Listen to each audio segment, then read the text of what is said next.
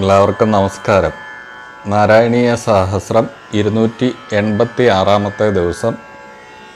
നമ്മളിതാ 28 ദശകത്തിലെ 2 ശ്ലോകത്തിലേക്ക് പാരായണ പ്രഭാഷണങ്ങളൊക്കെ എത്തിച്ചേർന്നിരിക്കുന്നു. ആ ലക്ഷ്മീദേവിയുടെ അവതാരം അതുപോലെ അമൃതമഥനമൊക്കെയാണ് ഈ ദശകത്തിൽ നമുക്ക് പറയാനുള്ളത്. ഇനി ഈ വ്രതാനുഷ്ഠാനങ്ങളെക്കുറിച്ചൊന്ന് ചെറുതായിട്ട് പറഞ്ഞിട്ട് ഇന്നത്തെ പാരായണത്തിലേക്ക് കടക്കാം. കാലത്തെ അവലംബിച്ചാണ് വ്രതങ്ങളും നിലനിർത്തപ്പെട്ടിരിക്കുന്നത്. അങ്ങനെ ആകയാൽ കാലകൽപ്പനയുള്ളതുവരെ അവ നിലനിൽക്കുമല്ലോ. ആഴ്ച, തിഥി, നക്ഷത്രം ഇവയാണ് മിക്കവാറും വ്രതങ്ങളുടെയൊക്കെ അവലംബങ്ങൾ. അവ കാലഘട്ടങ്ങളാണെന്ന് പറയേണ്ടതില്ലല്ലോ. അങ്ങനെ അല്ലാത്ത വ്രതങ്ങളും ഇല്ലായ്കയില്ല. എന്നാൽ അവയും ഏതെങ്കിലും ഒരു പ്രകാരത്തിൽ കാലത്തോട് ബന്ധപ്പെട്ടിരിക്കുന്നതായി കാണാം. ഓരോ വ്രതത്തിൻ്റെയും ആചരണ സമ്പ്രദായവും പ്രത്യേകമാണ്. ചിലതിന് ആഹാരം തീരെ കഴിക്കരുത്, ചിലതിന് കഴിക്കാം, ചിലതിന് ഉറങ്ങരുത്, ചിലതിന് ഉറങ്ങാം. ഇങ്ങനെ പല വ്യത്യാസങ്ങളും ആചരണ സമ്പ്രദായത്തിലുണ്ട്. ഇതിനു പുറമെ ഓരോ വ്രതങ്ങളുടെയും ഓരോ ദേവനുമായി ബന്ധപ്പെടുത്തിയിട്ടുമുണ്ട്. അതാത് വ്രതങ്ങൾ അനുഷ്ഠിക്കുമ്പോൾ അതാത് ദേവന്മാരെയാണ് ഉപാസിക്കേണ്ടതെന്നും പറഞ്ഞു വരാറുണ്ട്. ഓരോ വ്രതത്തിനും ഫലവും പ്രത്യേകമാണെന്ന് പറയാറുണ്ട്. എന്നാൽ എന്താണ് ഈ വ്രതങ്ങളുടെയൊക്കെ അടിസ്ഥാനം? മറ്റൊന്നുമല്ല, ആഹാര, നിദ്രാദി ശരീരധർമ്മങ്ങളെ വിട്ട് ഈശ്വരോപാസന ചെയ്യുക എന്ന് മാത്രം. അങ്ങനെ ചെയ്യുന്നത് തപസ്സാണ്. തപസ്സിൻ്റെ ഫലം ചിത്തശുദ്ധിക്കും ജ്ഞാനപ്രാപ്തിയുമാണ്. സംസാരിയായ ഒരാൾ തപസ് ചെയ്യാൻ വേണ്ടി പോവലോ അതിനുവേണ്ടി തൻ്റെ സാംസാരിക ജീവിതത്തെ ഉപേക്ഷിക്കലോ ഉണ്ടാവില്ല. എന്നാൽ പലവിധ സംസാരധർമ്മങ്ങളോടുകൂടി ഗൃഹത്തിലിരിക്കുമ്പോൾ യഥാശക്തി ചില തപോ അനുഷ്ഠാനങ്ങൾ ചിലപ്പോഴെങ്കിലും ചെയ്യട്ടെ എന്നുള്ളതാണ് ഇതിൻ്റെയൊക്കെ അടിയിലുള്ള തത്വം. കുറച്ചധികം പ്രാവശ്യം ചില വ്രതങ്ങളെ ആചരിക്കുമ്പോൾ ചില ഫലങ്ങളൊക്കെ അനുഭവപ്പെടുമെന്നത് തർക്കമറ്റ സംഗതിയാണ്. പക്ഷേ വ്രതത്തിൻ്റെ പേരിൽ ആഹാരത്തിന് മാറ്റം വരുത്തൽ മാത്രം പോരാ, ശ്രദ്ധയോടുകൂടി ഈശ്വരോപാസനവും വേണം. ഈശ്വരോപാസനയാണ് കാര്യം. അതിന് തടസ്സമുണ്ടാക്കുന്ന ലോക വ്യവഹാരങ്ങളെ അകറ്റി നിർത്താനുള്ളതാണ്. വ്രതത്തിൻ്റെ വ്രത നിയമങ്ങളെ എല്ലാം വളരെ ശ്രദ്ധയോടെ പരിപാലിച്ചും ഈശ്വരോപാസന ഇല്ലെങ്കിൽ അങ്ങനെയുള്ള വ്രതാനുഷ്ഠാനം വളരെ സ്ഥൂലമാണെന്ന് തന്നെ പറയണം. ഏകാദശി ദിവസം ആഹാരം മാറ്റിക്കഴിക്കൽ മാത്രമാണ് വ്രതത്തിൻ്റെ ചടങ്ങെന്ന് വന്നാൽ അതുകൊണ്ട് എന്ത് അനുഭൂതിയാണ് ഉണ്ടാവാൻ പോകുന്നത്? സൂര്യോദയത്തിന് ദശമി സ്പർശമുണ്ടോ, അല്ലെങ്കിൽ പാരണയ്ക്ക് ദ്വാദശി ഉണ്ടാവില്ലേ എന്നീ കാര്യങ്ങളിലല്ല കൂടുതൽ നിർബന്ധം വേണ്ടത്, ഈശ്വരോപാസനയിലാണ്. ഏത് വ്രതത്തിൻ്റെയും അതിപ്രധാനമായ മർമ്മം ഈശ്വരോപാസനമാണ്. അതില്ലാതെ വ്രതം തന്നെ ആവാൻ പോകുന്നില്ല. ആഹാര, നിദ്രാദി ശരീരധർമ്മങ്ങൾ കഴിവിനനുസരിച്ചായാൽ പോലും തെറ്റില്ല. ആഹാരവും നിദ്രയും ഒഴിവാക്കാൻ കഴിയാത്ത ആളാണെങ്കിൽ അതുകൊണ്ട് വിരോധവുമില്ല. ആഹാരം കഴിക്കുകയും ഉറങ്ങുകയും ചെയ്യട്ടെ. ലോകവ്യവഹാരങ്ങളെ വിട്ട് ശ്രദ്ധയോടുകൂടി ഈശ്വരോപാസനം ചെയ്താൽ മാത്രം മതി. അങ്ങനെ ചെയ്താൽ അയാളുടെ വ്രതത്തിന് ഭംഗം വന്നെന്ന് പറയാൻ വയ്യ. നേരെ മറിച്ചായാൽ ആ വ്രതമാണെന്ന് തന്നെ പറയാൻ വയ്യ. അതിനാൽ ഏത് വ്രതത്തിൻ്റെയും മർമ്മം ഈശ്വരോപാസനമാണെന്നാണ് ആദ്യം ധരിക്കേണ്ടിയിരിക്കുന്നത്. മനസ്സെപ്പോഴും പ്രപഞ്ചധർമ്മങ്ങളെ വിട്ട് ഈശ്വരങ്ങൾ തന്നെ രമിക്കാനും ലയിക്കാനും തുടങ്ങുന്നു എന്നിരിക്കട്ടെ. എന്നാൽ പിന്നെ ഒരു വ്രതത്തിൻ്റെയും ആവശ്യം തന്നെ ഇല്ലെന്ന് പറയണം. അതുവരെയാണ് വ്രതാനുഷ്ഠാനങ്ങളും തീർത്ഥാടനങ്ങളും ക്ഷേത്രദർശനങ്ങളുമെല്ലാം ചെയ്യേണ്ടിയിരിക്കുന്നത്. അതുവരെ ആകട്ടെ ചെയ്യുകയും വേണം. കഴിയുന്ന എല്ലാ വ്രതങ്ങളും അനുഷ്ഠിക്കണം. അതുകൊണ്ട് ക്രമേണ ചിത്തശുദ്ധി വന്ന് മനസ്സ് ഈശ്വരങ്കൽ ലയിക്കാൻ തുടങ്ങുകയും ചെയ്യും. അപ്പോൾ വ്രതാനുഷ്ഠാനങ്ങളെല്ലാം നേരത്തെയും നമ്മൾ പറഞ്ഞിട്ടുണ്ട്.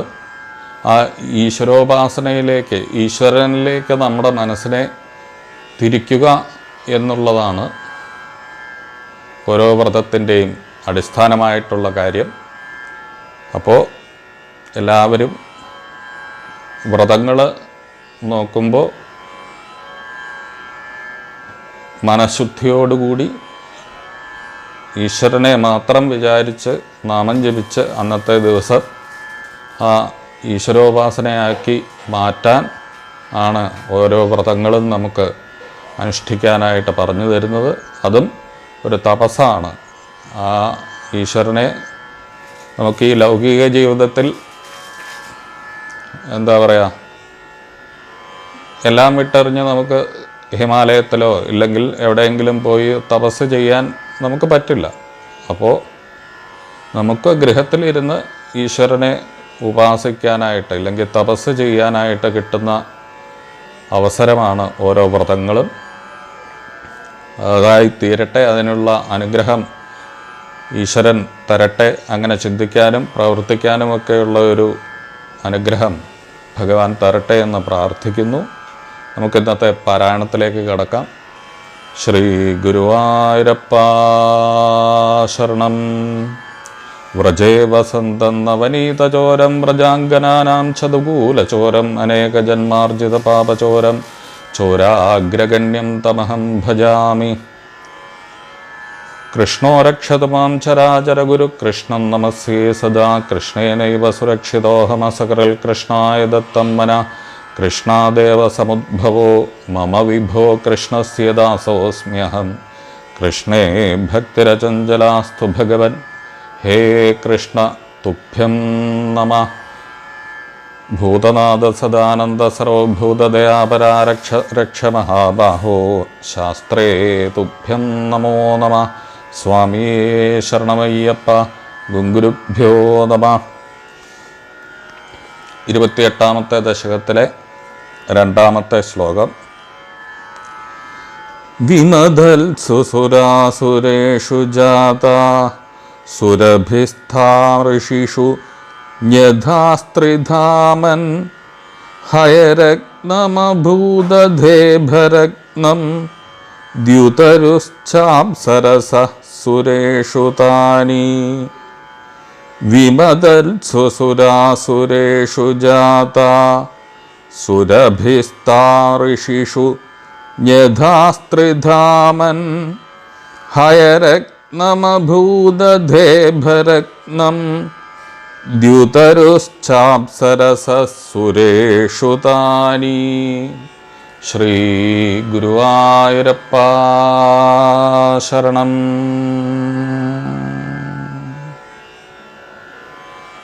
ആ പാലാഴിയിൽ നിന്ന് കാമധേനു, അപ്സരസുകൾ ഒക്കെ തുടങ്ങിയിട്ടുള്ള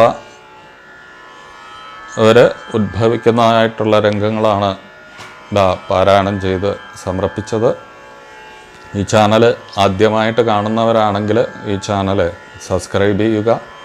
സബ്സ്ക്രൈബ് ചെയ്തവർ എന്നും പറയാറുള്ളതുപോലെ സജ്ജനങ്ങളെ ഈ ഒരു സത്സംഗത്തിലേക്ക് കൂട്ടിക്കൊണ്ടുവരിക. ഈ ചാനൽ സബ്സ്ക്രൈബ് ചെയ്യിക്കുക. അതുപോലെ തന്നെ മുഴുവനായിട്ട് ഇരുന്ന് കാണാനുള്ള ഒരു ക്ഷമയും കൂടി, ക്ഷമയല്ല അതിനും കൂടി ഒരു സമയം നിങ്ങൾ കണ്ടെത്തണം. അതിനും കൂടി പ്രാർത്ഥിക്കുന്നു. എല്ലാവരും ലൈക്ക് ചെയ്യുക, കമൻറ്റ് ചെയ്യുക, ഷെയർ ചെയ്യുക. എല്ലാവർക്കും ഗുരുവായൂരപ്പൻ്റെയും ഗുരുനാഥന്മാരുടെയൊക്കെ അനുഗ്രഹം എന്നും ഉണ്ടാവട്ടെ എന്ന് പ്രാർത്ഥിക്കുന്നു. എല്ലാവർക്കും നമസ്കാരം.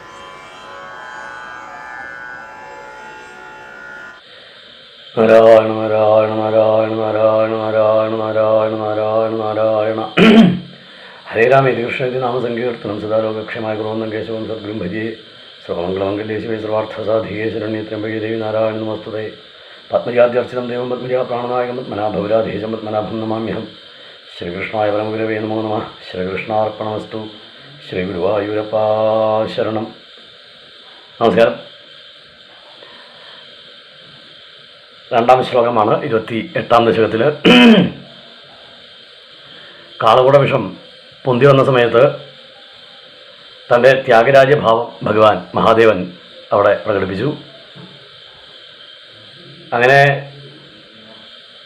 മഹാദേവനാൽ സ്വതവേ അതിൽ ഏറ്റവും വലിയ രസമായിട്ടുള്ള കാര്യം, സംഹാരമൂർത്തിയായിട്ടുള്ള മഹാദേവനാൽ എല്ലാവരും രക്ഷപ്പെട്ടു എന്നാണ്. സ്വതവേ രക്ഷാമൂർത്തിയായിട്ട് മഹാവിഷ്ണുവിനെയാണ് നമ്മൾ കൽപ്പിക്കാറുള്ളെങ്കിൽ സംഹാരം നടത്തുന്ന മഹാദേവൻ എല്ലാവരെയും രക്ഷിച്ചു. അതായത് വേറെ ചിലതിനെ സംഹരിച്ച് ശിഷ്ടന്മാരെ രക്ഷിച്ചു എന്നർത്ഥം. അവ രക്ഷാഭാവം മഹാദേവനില്ല എന്ന് പറയാൻ വയ്യ. അതുകൊണ്ടാണല്ലോ ഒത്തിരി മൂർത്തികളിൽ ഒരാളായിട്ട് മാറിയത്. ഏതായാലും പിന്നീട് മഥനം ആരംഭിച്ചു എന്നാണ്. ആ മഥനത്തിലാണ് ദിവ്യങ്ങളായിട്ടുള്ള അനവധി വസ്തുതകൾ ഉയർന്നു വന്നത്. അല്ലെങ്കിൽ നഷ്ടപ്പെട്ടു പോയ ദേവന്മാരുടെ ഐശ്വര്യങ്ങൾ ചിലത് അഡീഷണൽ വന്നു എന്നാണ്. ദേവലോകത്തുള്ള സ്ഥിരമുള്ളത് ഉണ്ട്, അതിന് പുറമേയുള്ളതും വന്നു എന്ന് പറയാണ്. അതായത് ആദ്യം സുരഭി ഉണ്ടായി. സുരഭി വൈഷ്ണവി മാതാ നിത്യം വിഷ്ണുപദേ സ്ഥിത എന്നാണ് സങ്കല്പം. സുരഭിയെ കുറിച്ചിട്ടുള്ള സങ്കല്പം അതാണ്. വൈഷ്ണവി മാതാ എന്നാണ്. വിഷ്ണു ലോകത്തിലെ ഗോലോകത്തിലെ അമ്മയാണ് സുരഭി, കാമധേനു. കാമധേനു എന്നുള്ളത് കൽപ്പവൃക്ഷത്തിൻ്റെ ജീവനുള്ള ഭാവമാണ്. കാമധേനു എന്ന് വെച്ചാൽ എന്തും തരുന്ന പശു നഷ്ടം. ധേനു എന്ന് വെച്ചാൽ പശുവാണല്ലോ. ആ കാമധേനുവിൻ്റെ അടുത്ത് ചെന്ന് മുമ്പിൽ ചെന്ന് സങ്കല്പിച്ചാൽ മതി എന്നാണ്. അത് സംഭവിക്കും. അതാണ് അതിനെ കാമധേനു എന്ന് വിളിക്കാൻ കാരണം. സുരഭി വൈഷ്ണവി മാതാ നിത്യം വിഷ്ണുപദേ സ്ഥിത. വിഷ്ണുപദത്തിൽ നിൽക്കുന്നവളാണ്. ഗോദാനം ആണ്. ലോകത്തിലെ ഏറ്റവും വലിയ ദാനം ഗോദാനമാണ്. കാരണം എന്താണെന്ന് വെച്ച് കഴിഞ്ഞാൽ പശു ദേവതുല്യയായിട്ടുള്ള ജീവിയാണ്. അതാണ് ഭാരതത്തിൽ പശുവിനുള്ള പ്രാധാന്യം. ദേവതുല്യ എന്ന് വെച്ചാൽ വൈഷ്ണവിയാണ്. വിഷ്ണു ലോകത്തിൽ എന്നുള്ളതിനേക്കാൾ കൂടുതൽ ഗോലോകത്തിൽ. ഗർഗഭാഗവത പ്രകാരം ഭഗവാൻ കൃഷ്ണൻ എന്ന പരബ്രഹ്മസ്വരൂപൻ ഗോലോകം എന്ന ലോകത്തിൽ രാധയോടുകൂടി പ്രപഞ്ചത്തെ രക്ഷിച്ചുകൊണ്ടിരിക്കുകയാണ്. അപ്പോൾ ആ ഗോലോകത്തിലെ ഭഗവാന്റെ തോഴിയായിട്ടുള്ള ധേനുവാണ്, കളിക്കൂട്ടുകാരിയാണ് ഈ സുരഭി ദേവി. കശ്യപന്റെ 13 പത്നിമാരെ കുറിച്ച് പറയുമ്പോൾ അതിലൊന്ന് സുരഭിയാണ്. അപ്പൊ ദേവഭാവമുണ്ട് പശുവിനെന്നർത്ഥം. ആ ദേവഭാവം കൊണ്ടാണ് പശുഹത്യ ഒക്കെ നിരോധിക്കപ്പെട്ടത്. ഈശ്വരതുല്യം കാണണം. അതാണ് ഗോപൂജ നടത്തുന്നത്. അപ്പം നിത്യം വിഷ്ണുപദേ സ്ഥിത, വിഷ്ണുപദത്തിൽ എന്നും നിൽക്കുന്നവളാണ്.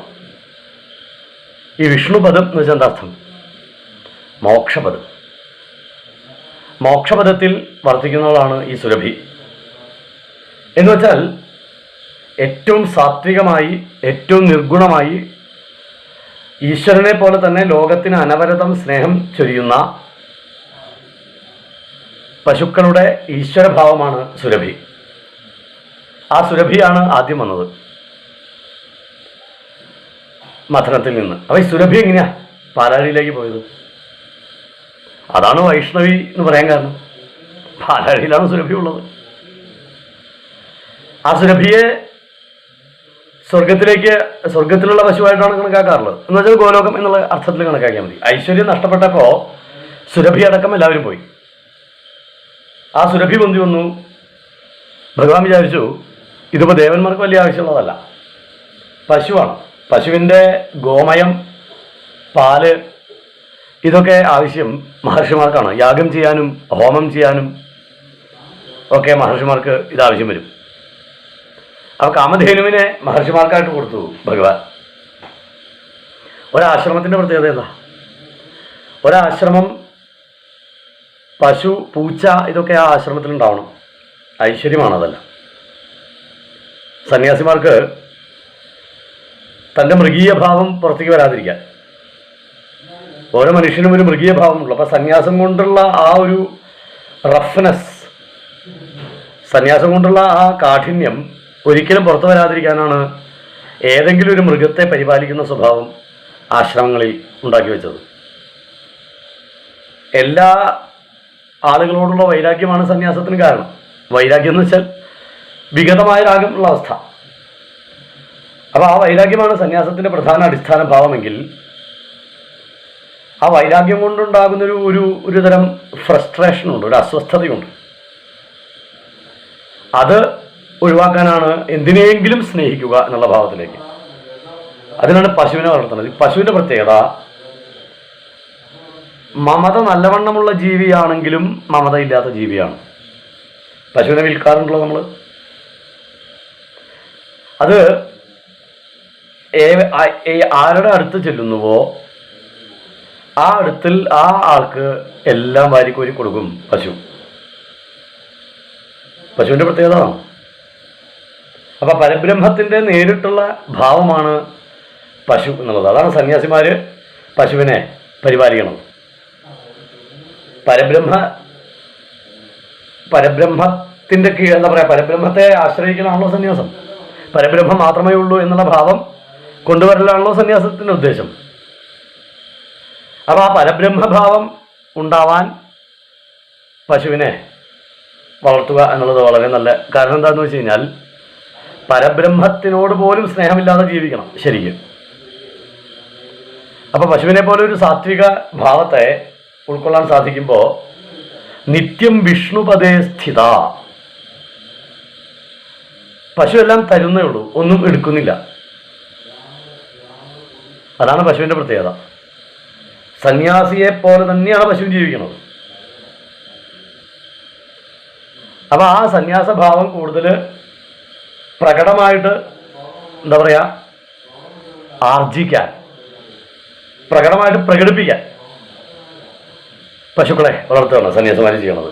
അപ്പോൾ ഈ പശുക്കളെ വളർത്തുന്നത് എന്തിനാന്ന് വെച്ച് കഴിഞ്ഞാൽ, സാധാരണ നമ്മൾ വിചാരിക്കാറുള്ളത് നേരത്തെ പറഞ്ഞതാണ്. എന്ന് വെച്ചാൽ പാല്, തൈര്, വെണ്ണ, ഗോമയം ഇതൊക്കെ സാധാരണ യാഗങ്ങൾക്കോ പൂജകൾക്കോ ആവശ്യം വരും. അതുകൊണ്ട് ആശ്രമത്തിൽ ആശ്രമം ഒരു ഫാക്ടറിയാക്കി മാറ്റി ആശ്രമത്തിൽ ഉൽപ്പാദിപ്പിക്കുന്ന സ്റ്റൈല്. വാസ്തവത്തിൽ അങ്ങനൊരു സംഭവം നടക്കുന്നുണ്ടെങ്കിലും ഇതിൻ്റെ ലക്ഷ്യം അതല്ല, ഉദ്ദേശം അതല്ല. ഉദ്ദേശം എന്നുള്ളത് ഈ ഭാവം സ്നേഹം വിടാനും പാടില്ല, എന്നാൽ സ്നേഹം ഉണ്ടാവാനും പാടില്ല. അതുകൊണ്ട് വൈരാഗിയായ ഒരു ജീവി എന്നുള്ള നിലയ്ക്കാണ് പശുവിനെ വൈരാഗിയായ ഒരു സന്യാസി വളർത്തുന്നത്. അപ്പോൾ അവിടെ പശുവിനെ സംബന്ധിച്ചിടത്തോളം അത് എന്തായാലും അത് നോക്കി ചിരിക്കാനൊന്നും പോകില്ല, അത് ഉറപ്പാണ്. അതൊരു നന്ദി പറയാനും പോകില്ല, അതിനങ്ങനെയുള്ള ഭാവമില്ല. ശ്വാവിൻ്റെ കാര്യം പറയുമ്പോൾ നമ്മൾ പറയാറുണ്ടല്ലോ നന്ദിയുള്ള മൃഗം എന്ന്. പശുവിനെ എങ്ങനെയാണ് പറയാം? പശു എല്ലാ ദിക്കിലും പ്രൗഢിയോടെ ആദരിക്കപ്പെടേണ്ട ജീവിയാണ്. കാമധേനു ആണ്. നിങ്ങൾ എത്ര ഡെവലപ്ഡായിട്ട് ജീവിക്കുമ്പോഴും, എത്ര അഡ്വാൻസ്ഡായിട്ട് ജീവിക്കുമ്പോഴും, എത്ര പുരോഗമനത്തിൽ ജീവിക്കുമ്പോഴും പശുവിൻ്റെ ഏതെങ്കിലും ഒരു വസ്തുത ഒഴിവാക്കിക്കൊണ്ട് ജീവിക്കാൻ പറ്റുമോ? ഏതെങ്കിലും ഒരു പശുവിൻ്റെ ബന്ധപ്പെട്ട വസ്തുത മനുഷ്യൻ്റെ ജീവിതത്തിൽ ഉണ്ടായിരിക്കും. പ്രധാനമായിട്ടും പാല്. അപ്പോൾ പശുവിനെ എങ്ങനെ സംരക്ഷിക്കാതിരിക്കും? അതുകൊണ്ടാണ് അതിനെ കാമധേനു എന്ന് വിളിക്കുന്നത്. അപ്പോൾ സുരഭീദേവിയെ ഭഗവാൻ തന്നെയാണ് ഇതൊക്കെ ഡിസ്ട്രിബ്യൂട്ട് ചെയ്യുന്നത്. ഭഗവാൻ മഥനം ചെയ്യുന്ന സമയത്താണ് ഓരോരുത്തരും പൊന്തി വരണത്. അപ്പോൾ ഭഗവാൻ അത് ഭഗവാന് ഇഷ്ടമുള്ളവർക്ക്, അല്ലെങ്കിൽ അർഹത ഉള്ളവർക്ക് നടത്തും. ഭഗവാൻ ഇഷ്ടം എന്ന് വെച്ചാൽ ഹിതമായവർക്ക്, അർഹിച്ചവർക്ക് അത് കൊടുക്കുക ചെയ്യുന്നത്. അപ്പോൾ സുരഭിയെ മഹർഷിമാർക്ക് നൽകി. പിന്നെ വെളുത്ത കുതിര വന്നു. തഥാ ഉച്ചൈശ്രവാനാമ ഹയോഭൂ ചന്ദ്രപാണ്ഡുര. തസ്മിൻ ബലിസ്പൃഹാം ചക്രേ. അവിടെ ഉച്ചൈശ്രവസ് എന്ന വെളുത്ത കുതിര, വെളുന്നിരിക്കുന്ന കുതിര, ആ കുതിര വാസ്തവത്തിൽ സ്വർഗത്തിലുള്ളതല്ല. ഇതിപ്പോൾ കാമധേനുവല്ല, സ്വർഗത്തിലുള്ളതല്ല. ഈ ഉയർന്നു വന്ന കുതിരയും സ്വർഗത്തിലുള്ളതല്ല. അപ്പൊ ആ സ്വർഗത്തിലല്ലാത്തതൊക്കെ ദേവേന്ദ്രൻ ഇങ്ങനെ കൈ നീട്ടി നിൽക്കുന്നു. നല്ല രസമുള്ള കുതിരയാണ്, ഇതിന്റെ പുറത്തു പോയാൽ നല്ല രസമായിരിക്കും എന്നൊക്കെ അങ്ങനെ ദേവേന്ദ്രൻ മോഹിച്ചു നിൽക്കുമ്പോഴാണ് തസ്മിൻ ബലിസ്പൃഹാം ചക്രേ. മഹാബലി അതിനെ കിട്ടിയാൽ കൊള്ളാമെന്നുള്ള ആഗ്രഹം പറഞ്ഞു. അങ്ങനെയാണ് മഹാബലിക്ക് ഉച്ചൈശ്രവസിനെ നൽകുന്നത്. വെളുത്ത കുതിരയാണ്, ഹയരത്നം എന്നാണ് പറയുന്നത്. ഏറ്റവും ശ്രേഷ്ഠമായിട്ടുള്ള കുതിരയാണ്, പാലാഴിയിൽ നിന്ന് വന്നതാണ്. ഈ കുതിരപ്പുറത്ത് ഏറിയിട്ടാണ് ബലിയുടെ ദിഗ്വിജയം എന്ന് ആചാര്യന്മാർ പറയാറുണ്ട്. ബലിയുടെ ദിഗ്വിജയത്തിന് പ്രത്യേകത എന്താ? ബലിയുടെ ദിഗ്വിജയത്തിൽ ചെല്ലുന്ന ദിക്കിലെ രാജാക്കന്മാർ മുഴുവൻ സ്വയം സമർപ്പിക്കുകയാണ്, സിംഹാസനം സ്വയം കൊടുക്കുകയാണ്. അത് ഈ കുതിരയുടെ പ്രത്യേകതയായിട്ടാണ് പറയാറുള്ളത്. ഉച്ചൈശ്രവസിന്റെ പുറത്തേറി പോകുന്നവരൊക്കെ ദിവ്യന്മാരായിട്ട് മാറും. ആ ദിവ്യത്വം കാരണം ശത്രുക്കൾ പെട്ടെന്ന് സറണ്ടർ ചെയ്യും എന്നുള്ള ഒരു സങ്കല്പമാണ്. അപ്പോൾ ഉച്ചൈശ്രവസ് എന്ന വെളുത്ത കുതിര ബലിക്കായിട്ട് നൽകി. കാരണം ബലിക്കൊരു ഷെയർ കൊടുക്കാന്ന് പറഞ്ഞിട്ടുള്ളതാ. 50-50 ആണോ പറഞ്ഞിരിക്കുന്നത്. അപ്പോൾ ആ ഷെയർ കൊടുക്കാന്നുള്ള വാക്ക് അവിടെ ഭഗവാൻ പാലിച്ചു. ഈ 50-50 ഒന്നുമില്ല, അതോടുകൂടി അവസാനിച്ചു. അത് പക്ഷെ ബലിക്കറിയില്ല. ബലിക്ക് വളരെ സന്തോഷത്തോടെ ഭഗവാൻ ഉച്ചൈശ്രവസിന്, കാരണം ഭാവിയിൽ അദ്ദേഹം ഇതിൻ്റെ മുകളിൽ കയറി ദിഗ്വിജയം നടത്തണമെന്ന് ഭഗവാൻ തന്നെ സങ്കല്പിച്ചിട്ടുണ്ട്. അതിനുശേഷമാണ് സ്വർഗത്തിലെ വസ്തുതകൾ പൊന്തി വന്നത്. ആദ്യ 2 എണ്ണം സ്വർഗത്തിനോട് ബന്ധമില്ലാത്ത വസ്തുതകളായിരുന്നു, കാമധേനു ആയാലും ഉച്ചൈശ്രവസായാലും. പിന്നീട് പൊന്തി വന്നത് ഇഭരത്നം. ഇഭരത്നം എന്ന് വെച്ചാൽ തഥ ഐരാവതോ നാമ വാരണേന്ദ്രോ വിനിർഗത. വാരണം എന്ന് വെച്ചാൽ വാരണം എന്ന് വെച്ചാൽ ആന, വാരണേന്ദ്രൻ എന്ന് വെച്ചാൽ ആനശ്രേഷ്ഠൻ. ഉച്ചൈശ്രവസും വെളുത്തതാണ്, ഐരാവതവും വെളുത്ത ആനയാണ്. അതുകൊണ്ടാണ് രത്നം, ഗജരത്നം എന്നാണ് ഐരാവതത്തിനെ വിശേഷിപ്പിക്കുന്നത്, ഇഭരത്നം എന്ന്. ഭാഗവതത്തിൽ വാരണേന്ദ്രൻ എന്നാണ് പറഞ്ഞിരിക്കുന്നത്, ശ്രേഷ്ഠനായിട്ടുള്ള എന്ന് വെച്ചാൽ ഒന്നാമത് സ്വർഗത്തിലെ ദേവേന്ദ്രന്റെ വാഹനമാണ്. ദേവന്മാരുടെ ദിക്പാലകന്മാരുടെ മുഴുവൻ തലവനായിട്ടുള്ള ദേവേന്ദ്രൻ തൻ്റെ വാഹനമായിട്ട് ഉപയോഗിക്കുന്നത് ഈ ആനയെയാണ്.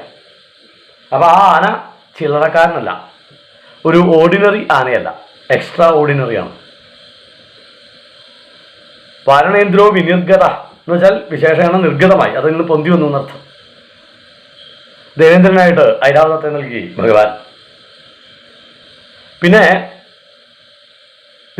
ദേവലോകത്തെ മറ്റൊരു അത്ഭുതം കൽപ്പതരു. ഈ കൽപ്പവൃക്ഷം എന്നുള്ളതിൻ്റെ ഭൂമിയിലെ ഭാവമാണ് തെങ്ങ്. തെങ്ങിൻ്റെ ഒരു ഭാഗവും നമ്മൾ ഉപേക്ഷിക്കാറില്ല. പശുവിൻ്റെ കാര്യം പറഞ്ഞ പോലെയാണ്. തെങ്ങിനെ കൽപ്പവൃക്ഷമായിട്ട് കണക്കാക്കാറുണ്ട്. വാസ്തവത്തിൽ കൽപ്പവൃക്ഷത്തിനെ കുറിച്ച് നമ്മൾ കുട്ടിക്കാലത്തൊക്കെ കേട്ടിരിക്കുന്നത് അതിൻ്റെ ചോട്ടിൽ പോയി എന്ന് എന്ത് ചോദിച്ചാലും ലഭിക്കും എന്നാണ്. അതുകൊണ്ടാണ് അതിന് കൽപ്പവൃക്ഷം എന്ന് പേര് വന്നത് നോക്കിയാണ്. അപ്പോൾ എന്തും തരാൻ ശേഷിയുള്ള വൃക്ഷം തന്നെയാണ്. പക്ഷേ അത് ഏതളവിലും തരും എന്നുള്ള അർത്ഥത്തിലാണ് കൽപ്പവൃക്ഷം എന്ന് പറയുന്നത്, അല്ലാതെ എന്തും തരും എന്നുള്ള അർത്ഥത്തിലല്ല. കുട്ടിക്കാലത്ത് മുത്തശ്ശിയൊക്കെ ഇത് പറയുമ്പോൾ നമ്മൾ പറയും, എന്നാൽ കുറച്ച് ചോക്ലേറ്റ് അതിൻ്റെ അടിയിൽ പോയി എന്ന് ചോദിക്കായിരുന്നു എന്ന്. വലിയവർ വിചാരിക്കും കുറച്ച് സ്വർണം ചോദിക്കായിരുന്നു എന്ന്. നമ്മൾ പല കഥകളിലും കേട്ടിട്ടുണ്ട് സ്വർണം ചോദിക്കുന്ന കഥയൊക്കെ. കൽപ്പവൃക്ഷം എന്ന് വെച്ചാൽ കൽപ്പിക്കുന്ന രീതിയിൽ തരുന്ന വൃക്ഷത്തെയാണ് കൽപ്പവൃക്ഷം എന്ന് പറയാം. അപ്പം തെങ്ങിനെ സംബന്ധിച്ച് നമ്മൾ പറയാണ് ഒരു 200 തേങ്ങ ഒരു തെങ്ങിൽ നിന്നുണ്ടാവണം എന്ന് സങ്കല്പിച്ചാൽ 200 തേങ്ങ ഉണ്ടാവും. അതാണ് അതിൻ്റെ അർത്ഥം. അപ്പം കൽപ്പതരു പിന്നീട് ഉണ്ടായി. ദേവന്മാരുടെ ലോകത്തിലുള്ള വൃക്ഷമായത് കാരണം ദേവന്മാർക്ക് ദിവ്യമായിട്ടുള്ള പൊസിഷൻ സിദ്ധിയുള്ളത് കാരണം ഈ വൃക്ഷത്തിനും സ്വാഭാവികമായിട്ട് ദിവ്യത്വം ഉണ്ടായി. ഐരാവതത്തിന് ദിവ്യത്വമുണ്ട്. ഇതൊക്കെ ദേവലോകത്തിലാകുമ്പോൾ വ്യത്യാസം വരികയാണ്. ആന എന്നുള്ളത് സാധാരണ ഒരു ആനയില്ല, ദേവലോകത്തിലെ ആന ആയതുകൊണ്ട് അതിന് ദിവ്യ സ്വഭാവം ഉണ്ടായി. ദേവലോകത്തിലെ വൃക്ഷമായതുകൊണ്ട് കൽപ്പവൃക്ഷത്തിനും ദിവ്യ സ്വഭാവം ഉണ്ടായി. ഇതൊക്കെ ഭൂമിയിൽ ബാക്കി മറ്റു ലോകങ്ങളിലും കിട്ടുന്നതായിരിക്കും ഒരു പക്ഷെ. അത് ദേവലോകത്തിലാവുമ്പോൾ ദേവന്മാർ വസിക്കുന്ന സ്ഥലമായതുകൊണ്ട് ദേവന്മാരുടെ ദിവ്യത്വം അവരുപയോഗിക്കുന്ന വസ്തുക്കളിലും ഉണ്ടായിത്തീർന്നു എന്നർത്ഥം. അതാണ് കൽപ്പവൃക്ഷത്തിൻ്റെ ഉത്ഭവത്തെ അവിടെ സൂചിപ്പിക്കും. പിന്നീട് അപ്സരസുകൾ വന്നു. ഈ അപ്സരസുകൾക്കും നമ്മളിപ്പോൾ ഈ സൗന്ദര്യം കൂടിയവരെ സ്ത്രീകളെ നമ്മൾ ഉർവശി എന്നാണ് വിശേഷിപ്പിക്കാറുള്ളത്. നമ്മുടെ സങ്കല്പത്തിൽ ദേവലോകത്തിലെ ഡാൻസുകാരികളിൽ ട്രൂപ്പ് ലീഡറായിട്ടുള്ള ആളാണ് ഉർവശി. അപ്പോൾ അവരെയാണ്, ആ അപ്സരസിനെയാണ് നമ്മൾ സൗന്ദര്യത്തിൻ്റെ പരമഭാവമായിട്ട് കണക്കാക്കിയിരിക്കുന്നത്. അതും നേരത്തെ പറഞ്ഞ പോലെയാണ്, ദേവന്മാരുടെ ലോകത്തിലെ സ്ത്രീ ആയതുകൊണ്ട് ദിവ്യ സ്ത്രീകളായിട്ട് അവർ മാറുകയാണ്. അതുകൊണ്ടാണ് അവർ ആ ഐശ്വര്യത്തിൽപ്പെട്ടതാണ്. ദുർവാസാവ് ശപിച്ചപ്പോൾ അപ്സര സ്ത്രീകളും ഇല്ലാതെയായി. ആ അപ്സരസുകൾ ദേവന്മാർക്ക് അവകാശപ്പെട്ടതാണ്. ഇവരില്ലെങ്കിൽ എനിക്കെന്താ ആഘോഷം എന്നുള്ള നാട്യക്കാരനാണ് ദേവേന്ദ്രൻ. ആകെ നേരം പോക്കുള്ളത് ഇവരാ. അതുകൊണ്ട് ദേവേന്ദ്രൻ്റെ ആഗ്രഹപ്രകാരം എന്നല്ല, ദേവന്മാർക്ക് ദേവഭാവം ഉണ്ടാവുന്നത് ഈ അപ്സരസുകൾ കാരണമാണ്. ഈ ദിവ്യ സ്ത്രീകൾ കാരണമാണ് ദേവന്മാർക്ക് ദേവഭാവം ഉണ്ടാവുന്നതെന്ന് ഭഗവാൻ അറിയാം. അതുകൊണ്ട് അപ്സരസുകളെയും ദേവന്മാർക്കായിട്ട് സമർപ്പിച്ചു. അപ്പം ഇത് ഈ പാലാഴിമധുരം കഥയുടെ രസികത്വം ആലോചിച്ച് നോക്കൂ. ഏറ്റവും അലൗകികമായ മാർഗത്തിലൂടെ മാത്രമേ നമുക്ക് ഈശ്വര സാക്ഷാത്കാരം സാധിക്കുള്ളൂ. ഏത് ശാസ്ത്രവും പറയണത് അങ്ങനെയാണ്. കാരണം അലൗകികമായിട്ടുള്ള അവസ്ഥയാണല്ലോ ഈശ്വരത്വം. ആ ഈശ്വരൻ ഏറ്റവും ലൗകികമായ പദാർത്ഥങ്ങളെ, വസ്തുതകളെ പാലാഴിയിൽ നിന്ന് കടഞ്ഞെടുത്ത് ദിവ്യന്മാർക്ക് കൊടുക്കുകയാണ്. സ്ത്രീകൾ, ആന, കുതിര, വൃക്ഷം, ഇതൊക്കെ ലൗകികമാണ്. ഈ ലൗകികമായ വിഷയങ്ങളെ, ആ വിഷയങ്ങളിലൂടെ സഞ്ചരിക്കുന്നവർക്ക് ഈശ്വര സാക്ഷാത്കാരം എന്നൊന്നില്ല. ലൗകിക തൃഷ്ണ കൂടുതലുള്ളവർക്ക് ആ തൃഷ്ണയിൽ അവസാനിക്കും ജീവിതം. എങ്കിൽ ഇവിടെ ഭഗവാൻ തന്നെ, ഈശ്വരൻ തന്നെ ലൗകികത അനുവദിച്ച് നൽകുകയാണ്. അതെന്താ കാരണം എന്ന് വെച്ച് കഴിഞ്ഞാൽ അവിടെ അർഹതയാണ്. ദേവന്മാർ എന്നുള്ളത് ദിവ്യ സൃഷ്ടിയാണ്. ദേവന്മാർ ബ്രഹ്മാവിൻ്റെ മനസ്സിൽ നിന്ന് ഉണ്ടായ സൃഷ്ടിയായിട്ടാണ് മൈത്രേയ മഹർഷി ഉപദേശിക്കുന്നത്. സാത്വിക ഭാവത്തെ, മനസ്സിൻ്റെ സാത്വിക ഭാവം വെളിവായത് ദേവന്മാരുടെ സൃഷ്ടിയിലൂടെയാണ്, ബ്രഹ്മാവിൻ്റെ. അപ്പോൾ ഈ ബ്രഹ്മസൃഷ്ടിയിൽ പെട്ട ദിവ്യത്വമുള്ള ആളുകളാണ്, മനസ്സിൻ്റെ ഭാവമുള്ളവരാണ് ദേവന്മാർ. അതുകൊണ്ടാണ് അവരേറ്റവും ലോലരായിട്ട് മാറിയത്.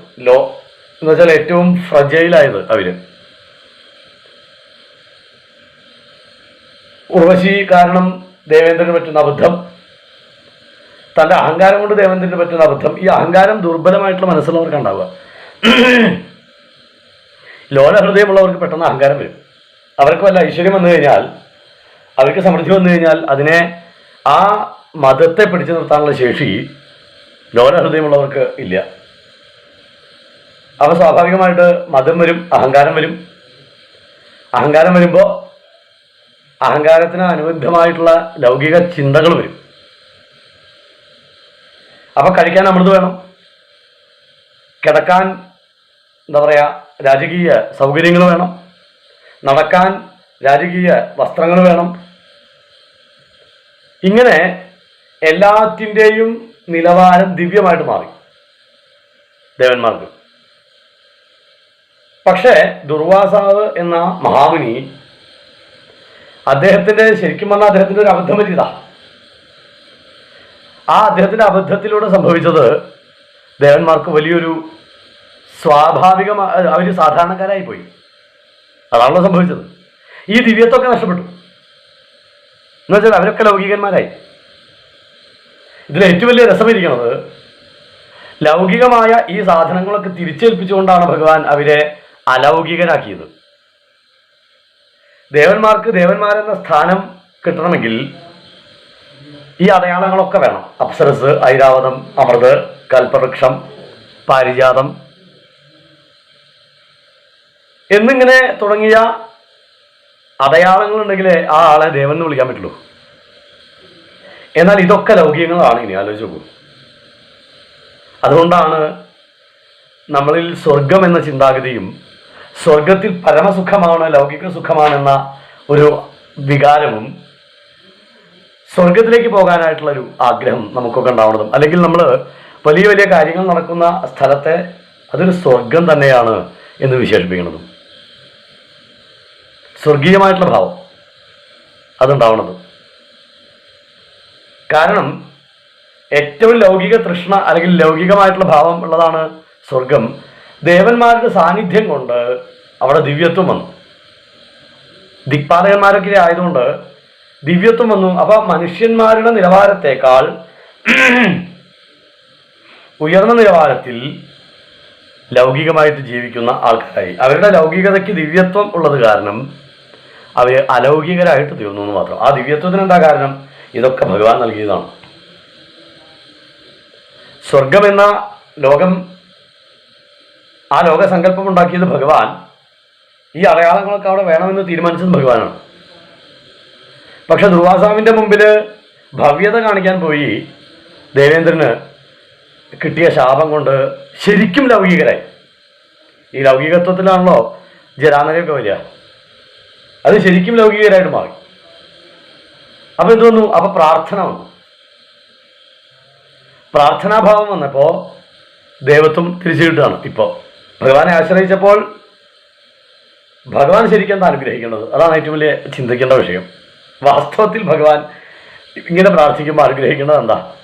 അതൊക്കെ ലൗകികമാണ്, ആ സൗകര്യങ്ങളൊന്നും നിങ്ങൾക്ക് വേണ്ട, നിങ്ങൾ എൻ്റെ ആൾക്കാരാണ്, നിങ്ങൾ മോക്ഷം പ്രാപിച്ചോളൂ എന്ന് ഭഗവാൻ പറഞ്ഞുകൂടെ? എന്നാണെങ്കിൽ ഇവിടെ തെളിയിക്കണത് ഇത്തരത്തിലൊരു വിഭാഗം ലോകത്തിൽ വേണം. അസുരന്മാർ ലോകത്തിൽ വേണമെന്ന് ഞാൻ ഒരിക്കൽ പറയലുണ്ടായി. ഇതുപോലെ തന്നെ ദേവന്മാരും വേണം, ലോകത്തിൽ ആവശ്യമാണ്. ദിക്പാലകന്മാരായിട്ട് വർത്തിക്കുക എന്നുള്ളത് മാത്രമല്ല, ജീവിതശൈലി. ആ ജീവിതശൈലിയിൽ അവർ ദേവന്മാർക്ക് പ്രത്യേകതകളുണ്ട്. പല പല ആചാരങ്ങൾക്ക് പല പല പ്രത്യേകതകളുണ്ട് അവർക്ക്. ഭക്ഷണം കഴിക്കുമ്പോൾ ഒരുമിച്ചിരിക്കും. 33 കോടി ആളുകളും ഒരുമിച്ചായിരിക്കാം. ആ അമൃത് ഒരുമിച്ചാണ് വിളമ്പുക. മന്ത്രം ഒരുമിച്ച് ചൊല്ലി ഒരുമിച്ചാണ് അവർ കഴിക്കുക. അതുകൊണ്ടാണ് നമുക്ക് ഈ 33 കോടി എന്ന് ഒരുമിച്ച് പറയാറായത്.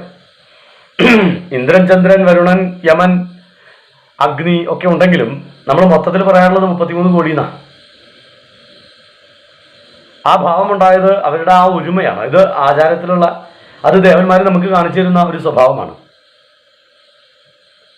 ഒരുമിച്ച് വിളമ്പുക, ഒരുമിച്ച് മന്ത്രം ജപിക്കുക, ഒരുമിച്ച് കഴിക്കുക. ഇത്തരത്തിൽ അവർക്കൊക്കെ മന്ത്രപൂർവകമാണ്. അതുകൊണ്ടാണ് അവർ ദേവന്മാരായത്. അപ്പൊ ദേവന്മാർ എന്നുള്ള പ്രതിഭാസം, വിഭാഗം, അത് ഈ ലോകത്തിൽ ആവശ്യമാണ്, ലോകത്തിൽ വേണം. അല്ലാതെ അവര് ദുർവാസാവിന്റെ ശാപം കിട്ടി ഭഗവാന്റെ മുമ്പിലേക്ക് എത്തുമ്പോൾ അവര് പ്രാർത്ഥിച്ചത് ഈ സൗകര്യങ്ങൾക്കൊക്കെ വേണ്ടിയിട്ടാണ്. ഇപ്പൊ ഭഗവാൻ പറയാണ്, നിങ്ങൾക്ക് മോക്ഷത്തിന് അർഹതയുണ്ട്, നിങ്ങളെല്ലാവരും മോക്ഷം പ്രാപിച്ച് എൻ്റെ അടുത്തേക്ക് വന്നോളൂ എന്ന് ഭഗവാൻ പറയാമായിരുന്നു. അങ്ങനെ പറഞ്ഞാൽ അവർക്ക് നിഷേധിക്കാനും പറ്റില്ല. നമ്മളൊക്കെ ഏകദേശം സ്വർഗത്തിലേക്ക് ഇപ്പം അടുത്തൊരു കാർട്ടൂൺ കണ്ടു, കുറേ ആൾക്കാരിങ്ങനെ ഇരിക്കുകയാണ്. അദ്ദേഹം ഒരു സ്റ്റേജിലേക്ക് ആൾ ചോദിച്ചു, who want to go to heaven എന്ന് ചോദിച്ചു. ആരാണ് സ്വർഗത്തിലേക്ക് പോകാൻ താല്പര്യമുള്ളവരെന്ന് പറഞ്ഞപ്പോൾ എല്ലാവരും കൈ ഉയർത്തി. And who want to go first എന്ന് ചോദിച്ചു. ആരാണ് ആദ്യം പോകേണ്ടത് എന്ന് ചോദിച്ചപ്പോൾ, പോകാൻ മോഹമുള്ളവരെന്ന് ചോദിച്ചപ്പോൾ ഒരൊറ്റാണ് കൈ ഉയർത്തില്ല, എല്ലാവരും കൈ കെട്ടി നിന്നു. സംഗതി സ്വർഗമാണെങ്കിൽ പോലും ഇവിടം വിട്ടു പോകാനൊന്നും നമുക്ക് താല്പര്യമില്ല. കാരണം സ്വർഗം എന്നുള്ളത് അലൗകിക ഭാവമാണ്. അതുകൊണ്ടാണ് അതിനെ സ്വർഗം എന്ന് വിശേഷിപ്പിച്ചത്.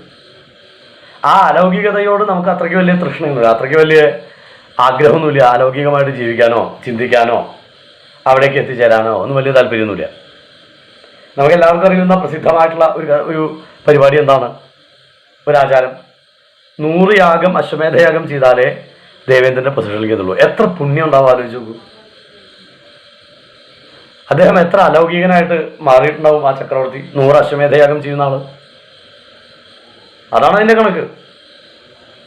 100 അശ്വമേധയാഗം ചെയ്താലേ ദേവേന്ദ്രനാവാൻ സാധിക്കുള്ളൂ എന്നുള്ളത് അതിന്റെ കണക്കെന്താ? കർമ്മം ചെയ്ത് ചെയ്ത് ചെയ്ത് ചെയ്ത് അലൗകികമായിട്ടുള്ള ശുദ്ധി വന്നാൽ അയാൾ ദേവേന്ദ്രന് തുല്യനായിട്ട് ജീവിക്കും, അലൗകികനായിട്ട് ജീവിക്കും, ദേവന്മാരുടെ ഇന്ദ്രനായിട്ട്. അതാണ് അതിന്റെ സങ്കല്പം. അപ്പൊ ദേവന്മാർക്ക് ഈ ലൗകികത തന്നെ ഭഗവാൻ കൊടുത്തത്. പക്ഷെ ദേവന്മാരായതുകൊണ്ട് വീണ്ടും പറയണു, അമൃത് എന്ന ആ ഭോജ്യം കഴിച്ചു കഴിഞ്ഞാൽ, അമൃത് എന്നുള്ളതിന്റെ അർത്ഥം തന്നെ മരണമില്ലാത്ത അവസ്ഥയാണ് അമൃത് എന്ന് പറയുന്നത്.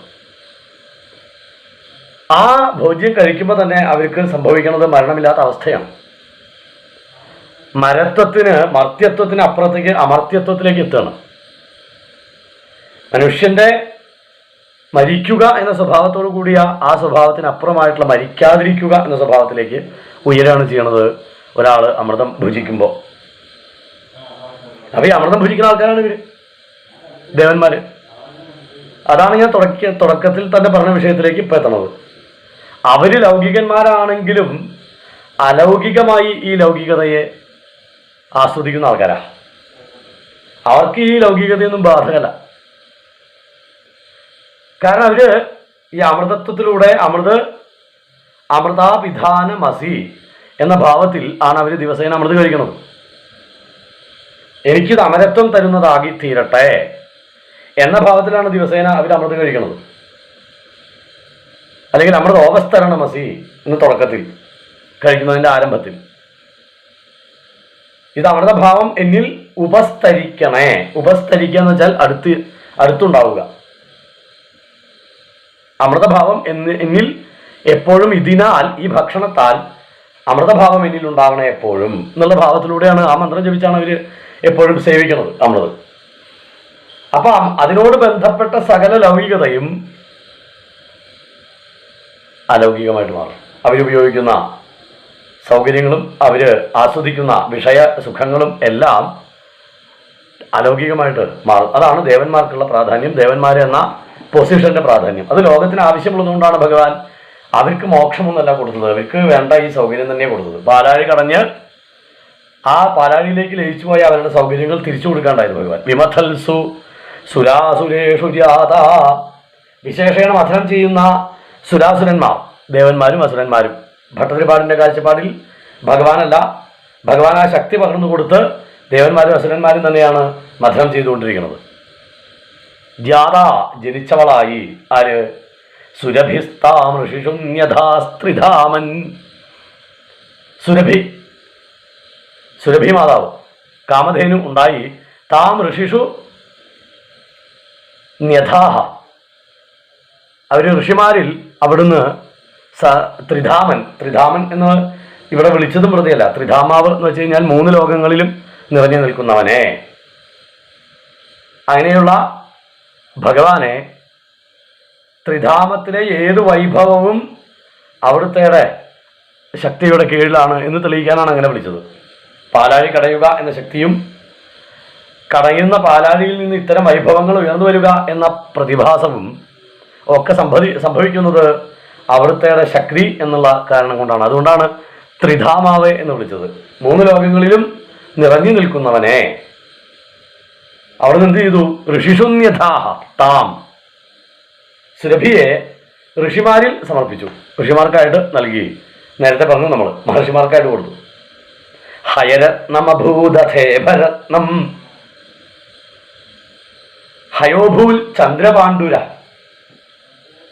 വെളുത്ത നിറം. ചന്ദ്രപാണ്ഡുര എന്ന് വെച്ച് കഴിഞ്ഞാൽ ചന്ദ്രന്റെ നിറത്തോടു കൂടിയത്, ധവളം, വെളുവെളും തന്നെ ഇരിക്കുന്ന നിറത്തോടു കൂടിയ ഹയരത്നം, വിശേഷപ്പെട്ട കുതിരയുണ്ടായി. അഥ പിന്നീട് ഇഭരത്നം, അഥേഭരത്നം.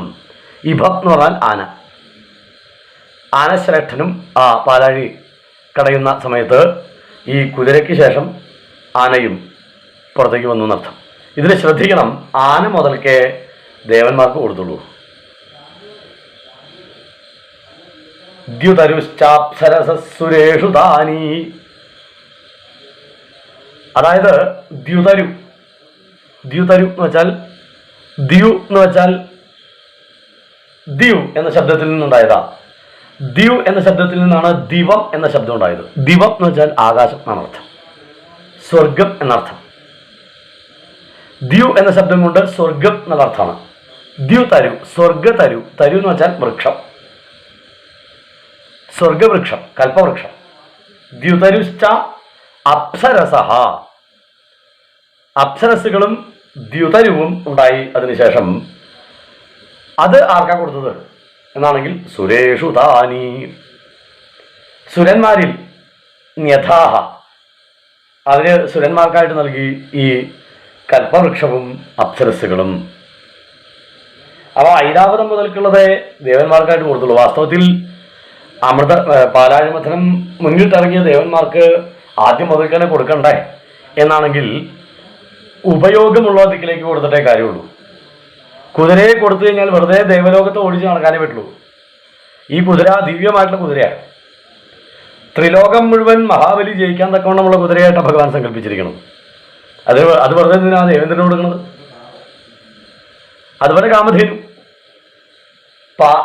അമൃതുള്ള ദിക്കിൽ എന്തിനാ പാല്? യാഗം അനവധി ചെയ്ത് ആണ് ദേവേന്ദ്രനായി തീരുന്നത് ഒരാള്. അപ്പൊ യാഗങ്ങൾക്ക് ആവശ്യമുള്ള ഗോമയങ്ങളും അയാൾക്ക് ആവശ്യമില്ല. ഐരാവതം ദേവലോകത്തിന്റെ പ്രഭ കൂട്ടുന്ന, പ്രൗഢി കൂട്ടുന്ന ഒരു വാഹനമാണ്. അതുകൊണ്ട് ഐരാവതം ദേവേന്ദ്രന് കൊടുത്തു. നേരത്തെ പറഞ്ഞു അപ്സരസുകളും കൽപ്പവൃക്ഷവും അടയാളങ്ങളാണ് ദേവലോകത്തെ, അല്ലെങ്കിൽ ഐശ്വര്യമാണ്, അല്ലെങ്കിൽ അതിൻ്റെ പ്രഭാവം, പ്രൗഢി തെളിയിക്കുന്ന വസ്തുതകളാണ്. അത് ദേവേന്ദ്രന് കൊടുത്തു. അപ്പം ഇത് അരിഹത അനുസരിച്ചാണ് ഓരോരുത്തർക്ക് ഡിവൈഡ് ചെയ്ത് കൊടുത്തത്. 50-50 എന്നുള്ളതൊന്നും ഭഗവാൻ അവിടെ മാനദണ്ഡമാക്കിയിട്ടില്ല. അപ്പം ദേവാസുരന്മാർ തന്നെയാണ് കടഞ്ഞെടുക്കുന്നത് എന്നാണ് ഭട്ടതിരിപ്പാടിൻ്റെ ഭാവന. ദേവാസുരന്മാർ തന്നെ കടയുന്നു. വിമഥൽസു, വിശേഷണ മഥനം ചെയ്യുന്നവരായ ദേവാസുരന്മാർക്ക് ആദ്യം കിട്ടിയത് കാമധേനു, പിന്നെ എന്താ പറയുക ഉച്ചൈശ്രവസ്, അതിനുശേഷം ഐരാവതം, പിന്നെ അപ്സരസുകൾ, കൽപ്പവൃക്ഷം. ക്രമത്തിൽ പറയാം ഓരോന്നിൻ്റെയും.